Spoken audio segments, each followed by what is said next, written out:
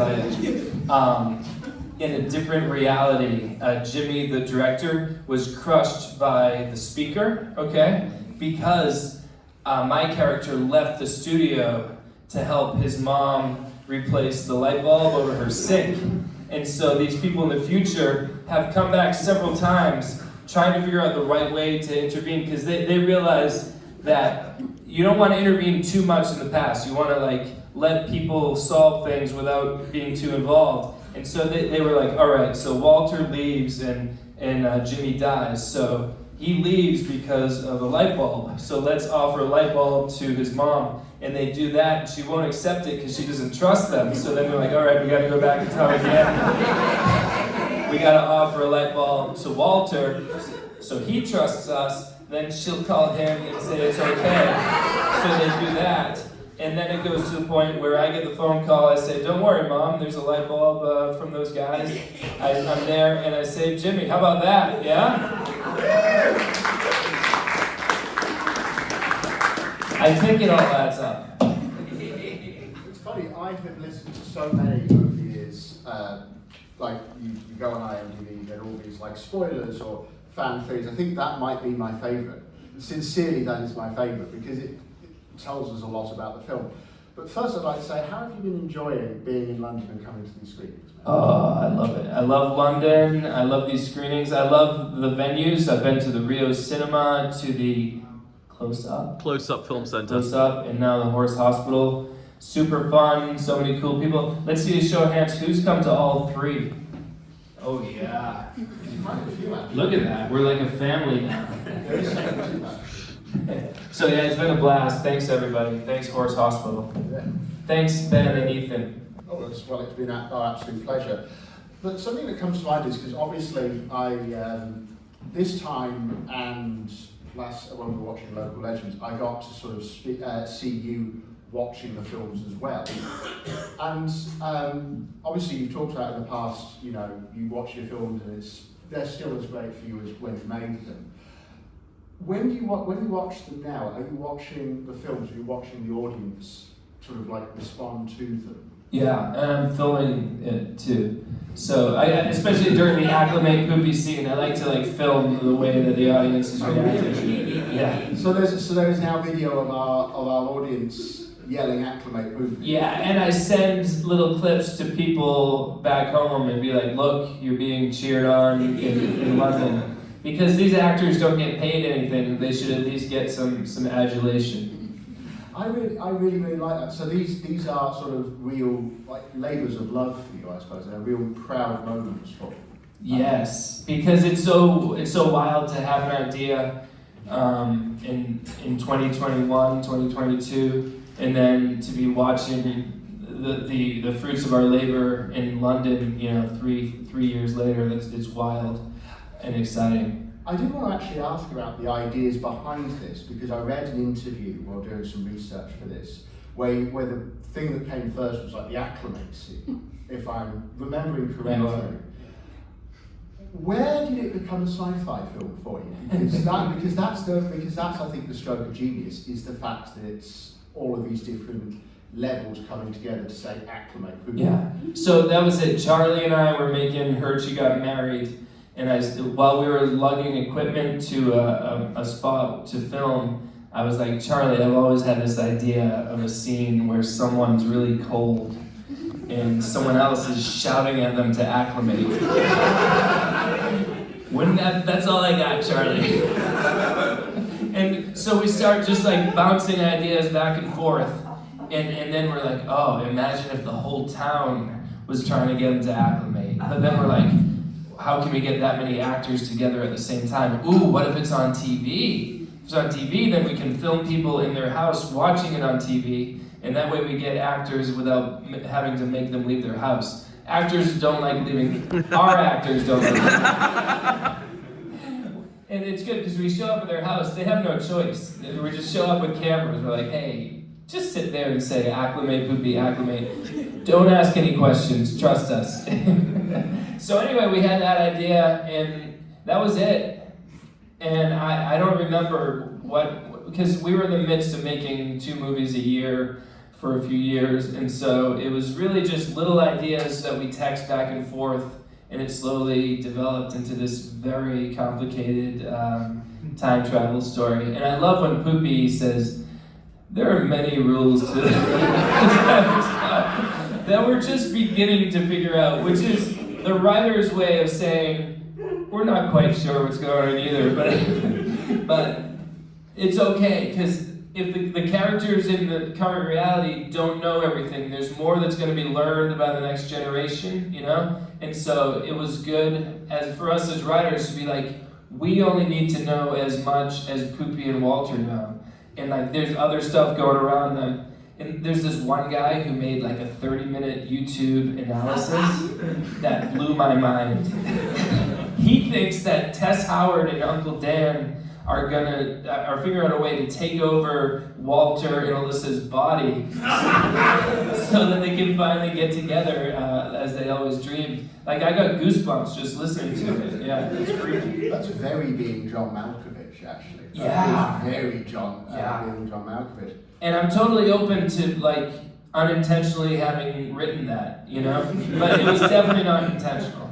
Well, this is one of the things as well, because obviously, as I said, there's that entire fan theory now that sort of comes to play. Now, when we saw Verbies last night, that's a film which is like really drawing from a few films that you really, really love. Was there anything here that was like, when you're either writing it or you were making it, that really like stood out as like, oh, I'm not as like unconsciously riffing on it, but when you're looking at it, like, that film, it feels familiar from this. Was there like little bits there? Maybe? Yeah, it was really Hallmark movies. I did think that. Do you have the Hallmark Channel movies? It's just very like or Christmas movies, you know, like Lifetime Christmas movies where just everyone's kind of happy and nothing's at stake in reality. Like, you watch this movie, you don't think anything bad's gonna happen to anybody, and everyone's nice to each other.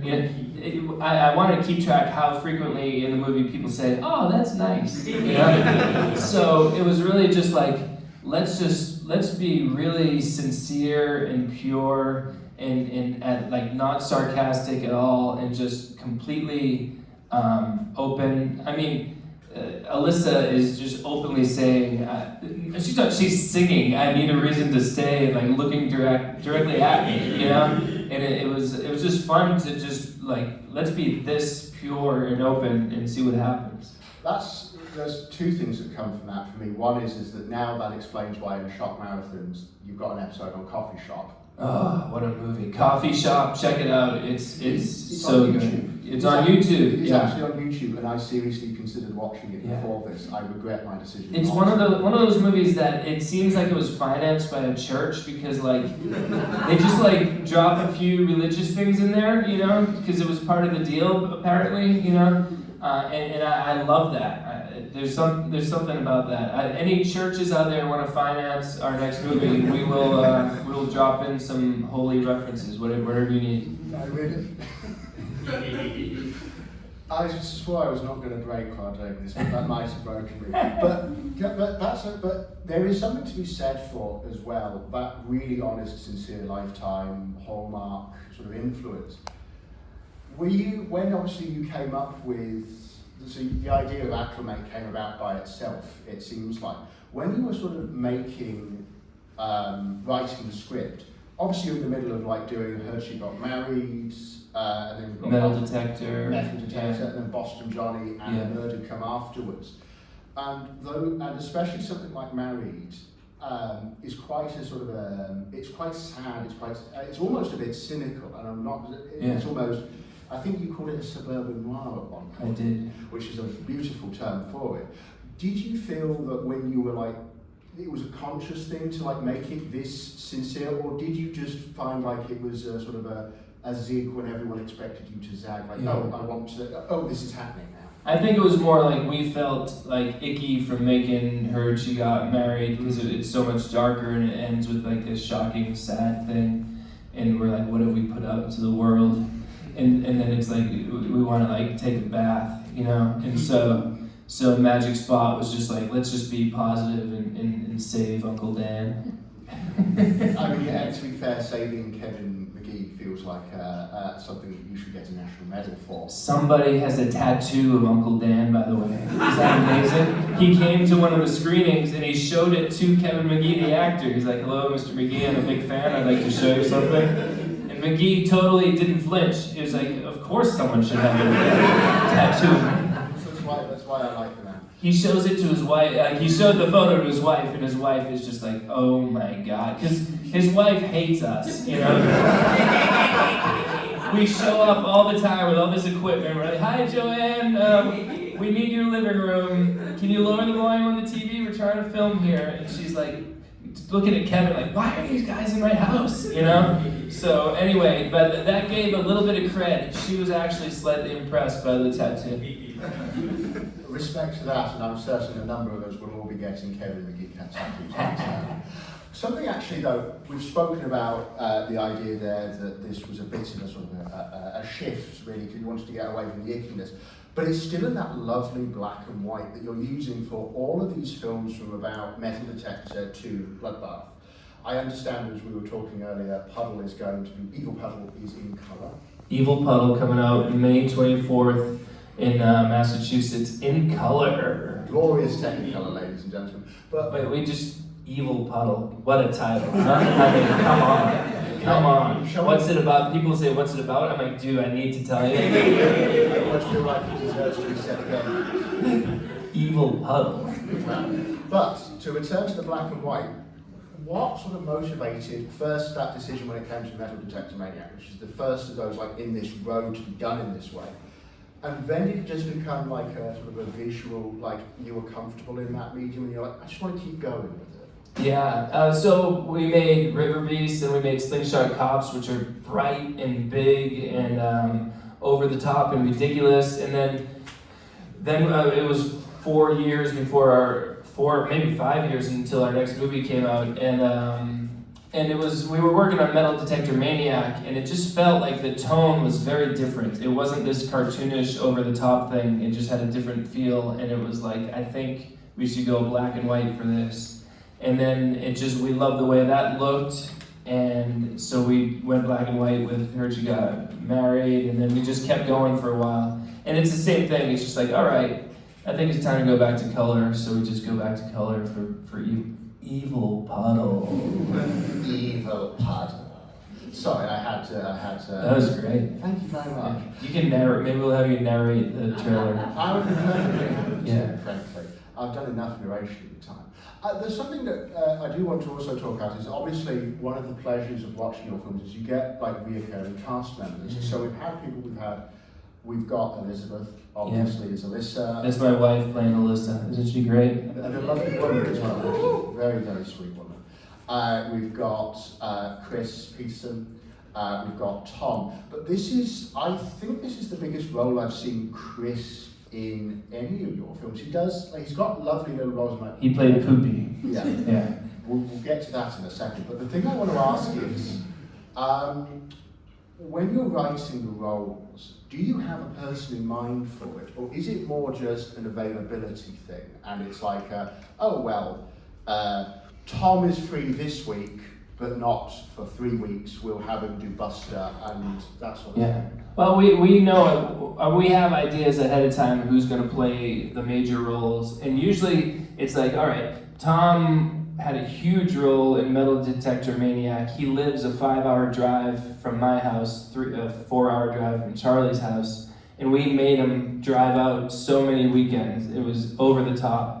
And we were like, let's go easy on Tom this time. Let's give him a role. He can just drive to Charlie's once. And Pete lives 4 miles from my house, who plays Poopy. So, all right. And I check with him. I'm like, look, we're going to work you hard in the next one. And he's like, great. So it's basically like just kind of spread out the pain. Because people love having big roles, but they also love not spending every weekend with us, So it's this balancing act.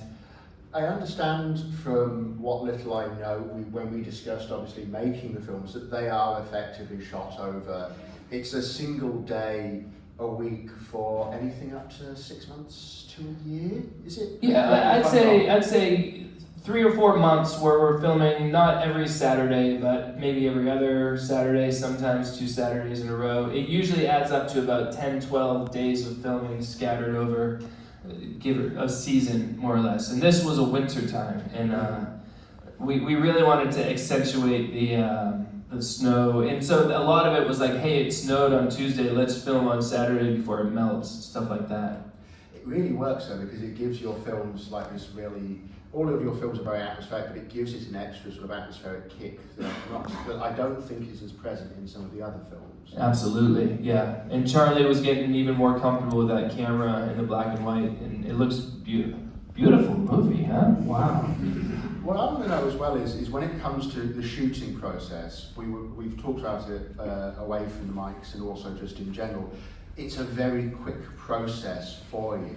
How much of what we're seeing on the screen is what's being filmed or what's in the screenplay itself? Because I know that there's the classic Hollywood thing of you start with like a 120-page screenplay, you film maybe 140 minutes, and then it gets cut down to 90 minutes at most. Yeah. Very little is cut out, and the actors almost exclusively say exactly what we type out ahead of time. They have no interest in improvising. The only thing they might, if the line is "what time is it," they might say "what's the time," and it's like, yeah, you get the point across. That's fine. And so we're fine with them as long as it's not an essential line to the plot, like putting it into their own words, just to be more comfortable with it. But many people can't remember more than like 3 words in a row. So if you watch our movies, you'll see that oftentimes the line might be, "How are you today?" And so we have a shot of someone saying, "How are?" And then we cut so they can relax and remember the next 2 words. And then we'll film them saying, "You today." And so then we have a lot of reaction shots. There's a lot of shots of the other person like this. Because we just got to cut back. And also, I think it's, when Uncle Dan is on the deck telling Poopy all the history of the Beyond, there's one shot where Poopy goes, "Uh-huh." And I edited it. I used the same exact shot again in the next cutaway. He's like, "Uh-huh." It's the same shot. And I just loved it. It's fun. Because part of the laugh, it's like in sci-fi movies, they always get bogged down with the rules and whatnot. And so we decided we should do that too, but kind of like poke a little bit of fun at it and just show people being bored by the other person describing what's happening to really represent how the audience is feeling.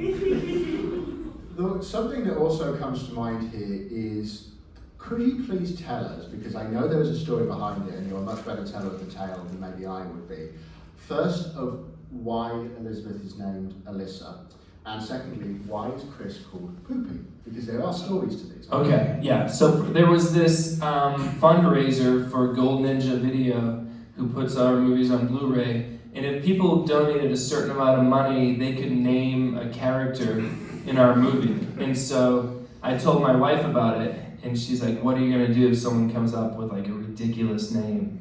And I was like what? And she goes, "I don't know, like Poopy McMillan." And I said, "Oh, that's a great name." No one's got to pay for that one. We're gonna use that. So that's how Poopy got his name. And like Charlie, the director, he's not a big fan of like poop humor, you know?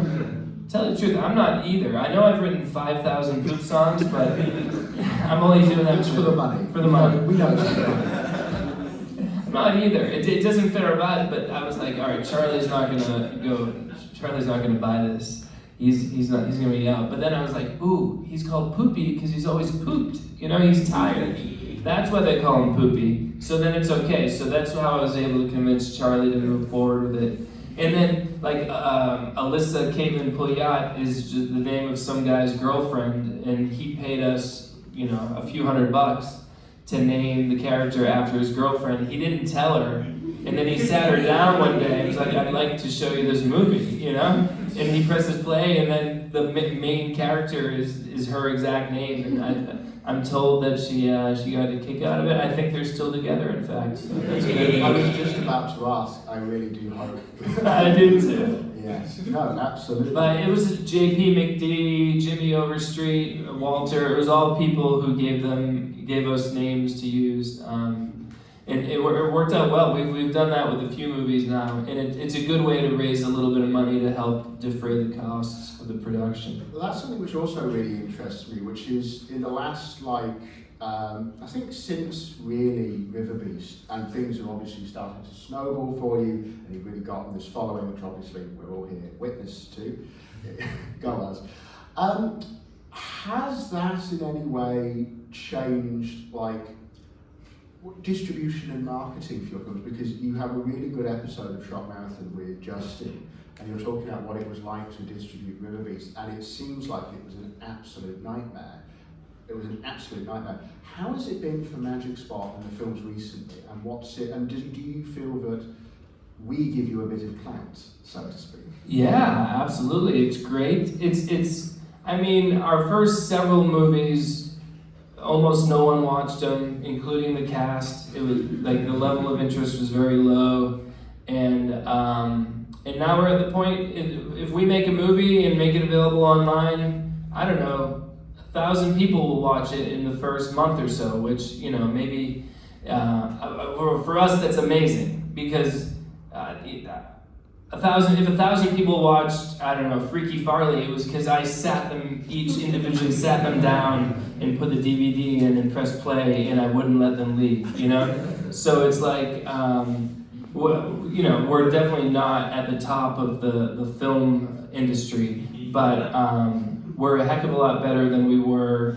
10 years ago, and life is long, so things seem to be going well, and putting a movie on Vimeo and selling it, I don't know when that started, but within the last 15 years. So there's lots of great opportunities, and we got our movies on Tubi and Amazon Prime, which is really good. And so yeah, life is good. And one thing for anyone out there who does creative stuff and gets frustrated, one thing to do is think, where were you 5 years ago? Because the progress is usually very gradual. At least for me, it's very, very gradual. And you think like I'm never gonna make it, blah, blah, blah. But if you think back, all right, 5 years ago, if I was where I am now, I'd be happy, And so it's a good way of kind of tempering your expectations and not getting down about things. Because yourself humble. Yeah. And just be like, all right, things are getting better every day, just very slowly. We're still acclimating to the fact that you're getting bigger, I would say. Acclimate. Something I do actually want to talk about on a very, very different, I'm going to zig where we've been zagging. I want to talk a bit more about the music here as well, because this is one, we were talking earlier, this is not you doing the score this time, this is some of Tom's music, if I remember correctly. Yeah, so Tom Scalzo, who plays Buster, the guitar player in the Trailhead Troubadours, he has a couple of ambient electronica, albums under the name Scalzo, and I grabbed those files from him and started dropping them into the soundtrack, and I was like, oh my god, this puts a whole new tone on the whole movie, and it's like these great beats and whatnot, and just very atmospheric, and it just worked perfectly. It was not the intention, while we were writing or filming, it just started during the editing process, and sometimes I'd just take a 5-second little snippet in the middle of a 3-minute song and just drop it in there, and maybe keep repeating it sometimes, and it was really cool, and it's fun to highlight the skills of other people that we work with. I was it didn't hurt my feelings that it wasn't my compositions on there. And then I wrote We're the Only People on This Beach. I was happy with that. And then I wrote a few of the songs, the Hot Chocolate song, and then there were a few Tom songs that they sang too. But yeah, it was fun. Oh, and when Poopy starts rapping. Oh my god. Isn't that magical? That we heard? Chris loves his rapping. He's done it in a few Most Haven songs. He's a reluctant rapper, but when we're able to bring him out, boy, it's magical. Well, actually, speaking of the music in that respect, obviously Elizabeth has a couple of songs in this, of which she sings wonderfully. And she's so glad she's on here tonight because she'd be so embarrassed watching herself sing, "I'm a big city girl." But she went for it. I mean, she gets embarrassed in front of the camera, but she just took a deep breath and totally went for it. And such a good performance. I loved it. One of the nice things actually about watching Elizabeth in the last few films is how much confidence I feel she's gained, because she starts like playing the ingenue in things like Slingshot Cops or River Beast. And in this one and in Metal Detector in some respects, but also in Bloodbath, where she's very, very funny. Yeah. She's got a lot more, it's quite equal between you two. You've got a lot of like back and forth. And is that just something that's come from her doing this as many times as she's done it now? I think so, yeah. And I think I joke with her, I'm like, there are people who devote their life to acting and have never had one of their movies play in London, let alone 3 in a weekend. And meanwhile, my wife has no interest in acting, and I force her to be in these movies, and she doesn't even care that they're playing here this weekend, except that she got a trip to London out of it. Yeah, but that's what's fun. It's like we're working with people. Many of them don't want to be in the movie.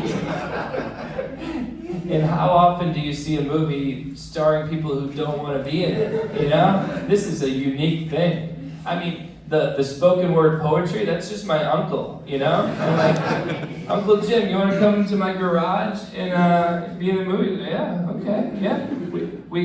And here's another thing, like we're in the garage, we film him, we have the poem written in really big font on some papers, he's just reading what he sees there. And then we take a break and order some food, and it's me, Charlie, and my Uncle Jim in my freezing cold garage in March of 2022, eating takeout, and it's like, there's no other circumstance in which this would happen, like me, my friend from college, and my uncle in a frozen garage eating takeout. And it's so great to have moments like that. And frankly, today we had a similar moment. It was me and you and Ben and Wilf across the street having dinner. And it's like, this is so cool. If you do things, you do projects, if you say yes to some strangers who invite you to London for a screening, you end up having like these cool events, If you guys all came out tonight, imagine if you had stayed home. That would have been awful, huh? Yeah, so keep getting out of the house and keep doing things. One more question, and I feel like I've yacked on too much, but it's a bit more sort of wide-ranging. Something we've talked about here, something that's come up a lot, is Hollywood as like not almost as an enemy really, in terms of like squashing a lot of like creativity and voices from around America. Now, in the last couple of years, we've had a couple of sort of quite interesting directors from sort of your neck of the woods. We've had Ryland Briggs and Toll Twos, who did Hundreds of Beavers and Lake Michigan Monster. We've also had Tyler Taorima, who did Ethos and Christmas Eve in Miller's Point. And Christmas in Miller's Point.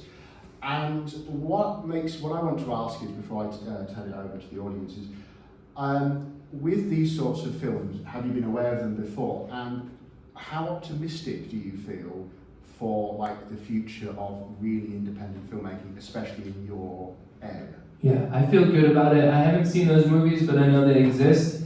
And I feel like smaller venues like this, or any independent movie theater where 10, 15 years ago would have just been playing kind of like first-run movies, they're not getting a huge turnout for first-run movies. And they get an email from me, and I'm like, "Hey, do you want to show my movie?" And they're just like, "Yeah, why not? Let's see what happens." And so smaller venues are much more open to things that are a little bit outside the box. And so, like, the popularity of people staying at home and watching on giant TVs is kind of opening up independent movie theaters to cool people like us, So I think the future is bright. with that, I'm going to open the floor to some questions. It might be a case that you have to shout it and I have to relay it to Matt using what's left of my hearing. But I will do. Thanks. I will do my very best. Speaking of bright futures, just for the benefit of the tape and also so we can see the hands, could we turn the lights on? All right, we'll start with some questions. Yeah, If anyone has a question, please raise your hand. don't be shy. There's right in front. Hey, you seem like a chocolate guy. Oh yeah. You're drinking chocolate milk in River Beast, right? And hot chocolate in this. Yeah. Have you had much chocolate since? What do you think about the difference between UK and American chocolate? I'm a big Cadbury fan. Okay, and I've the Cadbury cream eggs much bigger here than back home. Back home, every season for the last several years, they've been slowly shrinking them. They're not mini egg size, but they are not nearly as big as they are here. And I've noticed, and yeah, I mean, the sweet tooth is out of control. I've had 2 hot chocolates today. And luckily, we do a lot of walking. I've been averaging like 7 or 8 miles a day since we got here with all the sightseeing. So that's trying to even out the caloric intake. But yeah, it's tough. You know, like I want to eat healthily, but I feel like I've, you know, I feel like you only have so much self-control, you know? And I put a lot of self-control into like sitting in front of the computer, editing the movie, and writing song after song after song, and then I just get up, I just stuff chocolate into my face. Okay, I'm sorry, Matt. I'm going to dob you in it. I bought your wife a box of chocolates. Yeah, you and the kids ate all of them.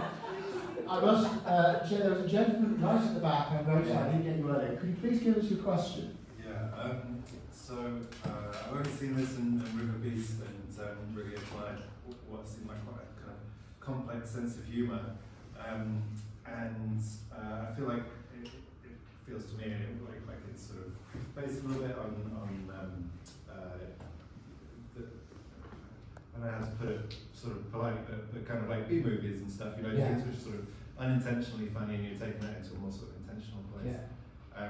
But I would wonder if you'd be able to like talk a little bit about your sort of comedic influences in terms of like what you found funny growing up and how you kind of work that into the film. Yeah, great question. And it's such a fine line between unintentional humor and intentional humor.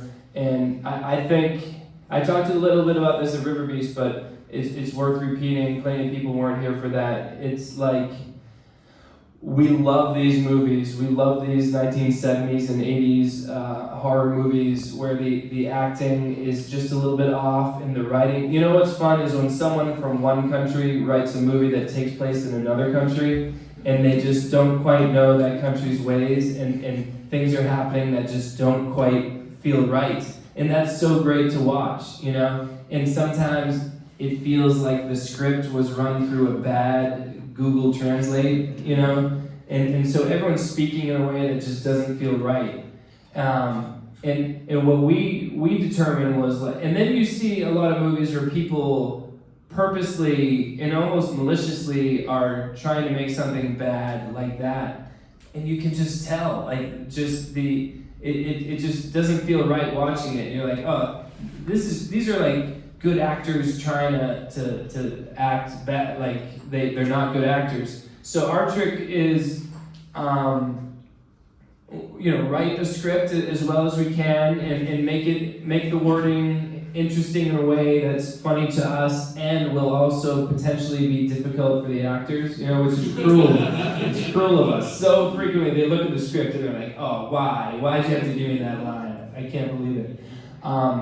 But we always tell them, do your best, because that's where the humor lies. In all of us doing our best and then making mistakes that are absolutely inevitable. Like, Quentin Tarantino has Death Proof, which I enjoy, but they're like, instead of like spending millions of dollars to make a movie look like it was cheap, I was like, why didn't you just make it for cheap,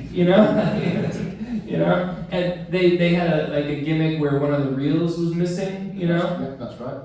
Make the movie for so cheap that you'll end up like damaging one of the reels in reality, you know, so you don't have to fake it. So anyway, that's our approach. Just we're absolutely, honestly trying 100% in all these movies, but we're okay with the fact that it's going to go wrong from one degree to the next. And yet they all still end up very, very funny. They're wrong in just the right ways. Do we have any more questions?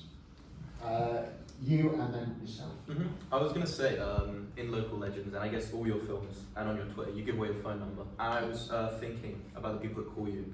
How many like independent filmmakers or people that I don't know have pursued like an art call you up and just say, I don't know, Local Legends or any project from you has like influenced them? Yeah, quite a few, and you know, I don't know, in a given year, 5-ish maybe, we'll call and be like, hey, I'm making a movie, or I get texts, and oftentimes I'll just be like, I'm making a movie, do you have any advice? I send them back a gigantic text, like with a 10-point thing about directions, and like, one of the key ones I say, when you're making a movie, time is incredibly important, and it's what I see happen in other people's movies is they want to get things just right, and so they're planning to film 5 scenes on this Saturday between 8 and 5, and they end up only filming 2 scenes because they did take after take after take.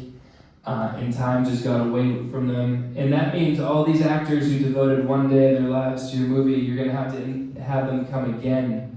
And their hair is gonna grow, their beards are gonna be shaved off, etc., etc. That's not the way to do it. You have, for the sake of the whole movie, you have to make sacrifices with each individual scene that you're filming. So that's one of the key things, and that counts for everything. A lot of people, they start a project and then they run out of steam, and so you just have to move forward, no matter how bad it hurts, no matter, like, I had such lofty dreams for this thing, and now I'm making sacrifice after sacrifice, and you crawl to the finish line and you feel like a failure, but you finish the movie, which is, most people don't finish it, and so at least you have a finished project. So that's the main advice I give to people like that. Self at the front. Yeah, so I would kind of go back to the hot chocolate. Oh yeah. But like in this and like in Local Legends, you're doing like coffee milk. Yeah. Like there's a lot of like eccentric Yes. items and phrases you're repeating. Like you're saying lines that your actors are like, Yes. great, we've got to say this. Right. The town very much just accepts this is the trait of like this narrative that we drink the hot chocolate, we drink the coffee. Yeah. How much of that is like you pick this apart from the people, or that just are born from you? Yeah. No. Well, beach pizza, 100% true. Right. Yeah. Hampton Beach in New Hampshire, home of Christie's Beach Pizza, and then Salisbury Beach, just a few miles down, has 2 right next to each other. Tripoli and Christie's Pizza, where they do in fact offer these rectangular shaped pizzas. You have to ask for the provolone.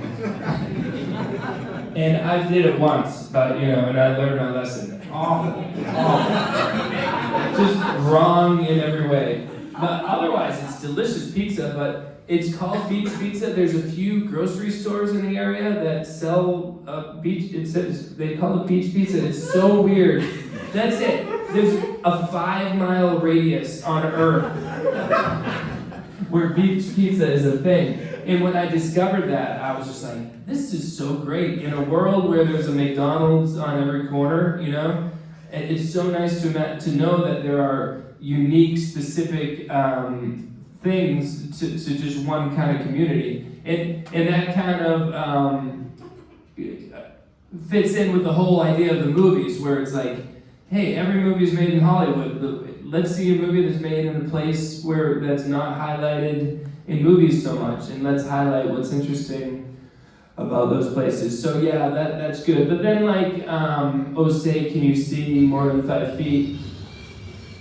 I just made that up because I don't know, it just seemed cool. But in that video that the guy made, he drew some conclusions about it that totally blew my mind. Too. Yeah, it's wild. We'll need the link to that. At Yeah, some point. yeah. Just type in like magic spot theories or something. I don't know. Magic. Or text me 603-644-0040. We have time for 2 more questions. Two more. But I'm sure that everyone will want to have a word of mouth. Well, we got to take a photo with the porridge, pungent porridge folks. And I'm sure that there's a lot of people who would like to ask, but we only have time for 2 now, so put your hands up, please.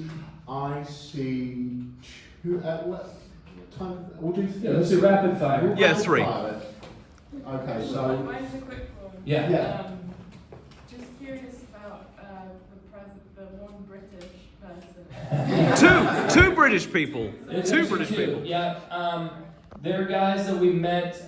They host a podcast that we mailed a DVD to way back, like in 2010.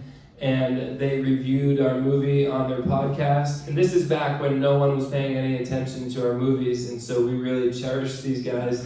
We make another movie, we send it to them, they reviewed it. I listen to it every day, it's so wonderful. And then we're like, hey, they were in New York City, we film in Connecticut frequently, just a train ride north. And so we're like, hey, you guys want to be in a movie? And they were all for it. And then we just keep writing scenes for them. But they grew up here and just happened to move to New York about 15, 20 years ago. I think there was. But it's good not to like talk about why we have some red and British guys. Just why not?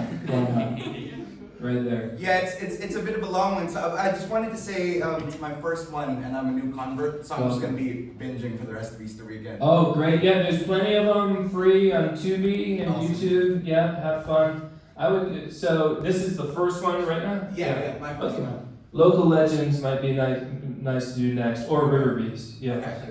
All right, River Beast. Yeah. Yeah, I was going to say I thought it was like absolutely brilliant, absolutely hilarious. Thank you. During the writing stage, were there any kind of like plot points or story beats that had to be cut? Because I can just imagine so much like time travel hijinks and like, or was this just the story as conceived? No,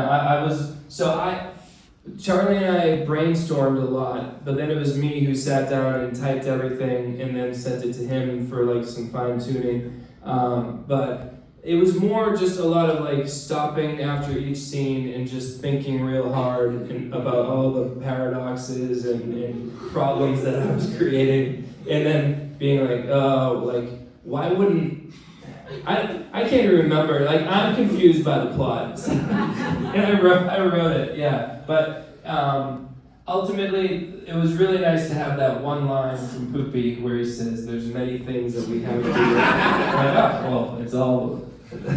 That solves all of it. And one more question, yourself right at the back there. Yeah, so Kevin McGee has a song in this one which isn't something we've ever seen before. I was just wondering, is that something that he wanted to do, or is that something you kind of had to bully him into? Oh, no, are you kidding me? First of all, McGee is up to any challenge, you know? He'll do absolutely anything, and he takes it as a personal challenge. So there's that, but he loves to croon, yeah. In any situation, wherever you are with McGee, if someone just whispers, "Will you sing us a song?" He'll just push you all over and start singing like a Frank Sinatra tune. Really, the last one right there, our friend. Thank you. Still on the plot then. Was there any more on Stick Boy originally? Yeah, well, no, there's no more. It was just fun to have that little touch that Melanie died at one point in the pond, and so someone sent Stick Boy back to save her. Like, this whole like, basically everyone in town died at some point.